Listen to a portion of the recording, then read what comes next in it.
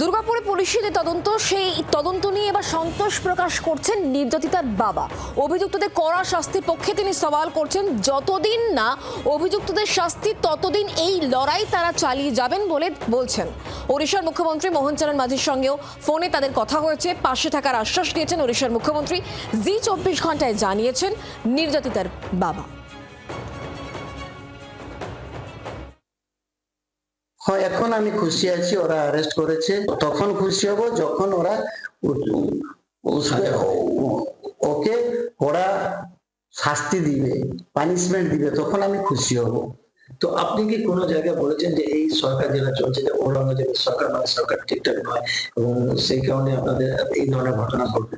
যখন তো প্রথম তো নিরপেক্ষে সেমনি একটা ইনভেস্টিগেশন করেনি, দিনের 12টার সময়ও আমি গিয়েছিলাম, তখন তারপরে ইনগ্রাজুয়ালি ওরা ঠিকঠাক কাজ করছে। এই যে বারবার করে হাসপাতালে বিভিন্ন রাজনৈতিক দল আসছে এবং তারা স্লোগান শাউটিং করছে, এতে আপনাদের কি কোনো সমস্যা হচ্ছে নাকি? না, স্লোগান দিচ্ছে, ওরা কাজ, ওরা রাজনীতি ফাইটার জন্য ওরা কাটছে, ওরা আমার কি আছে? আমার মেয়ের তো ইজ্জতটা ঘুরে আসবে না, ওরা স্বার্থের জন্য ওরা কাজ করছে।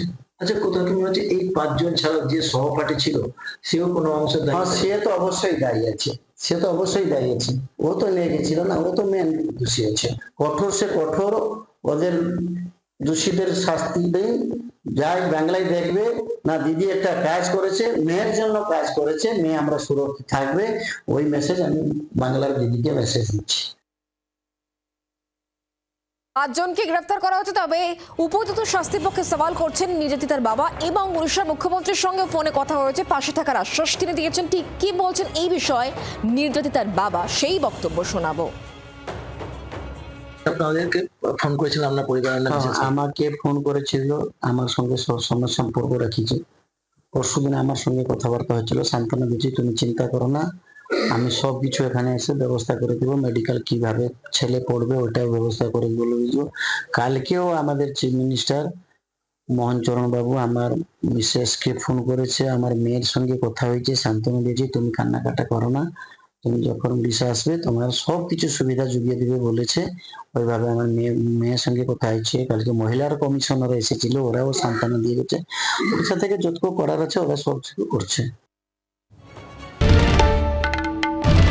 বাংলার আওয়াজ, বাঙালির আবেগ, জি 24 ঘন্টা।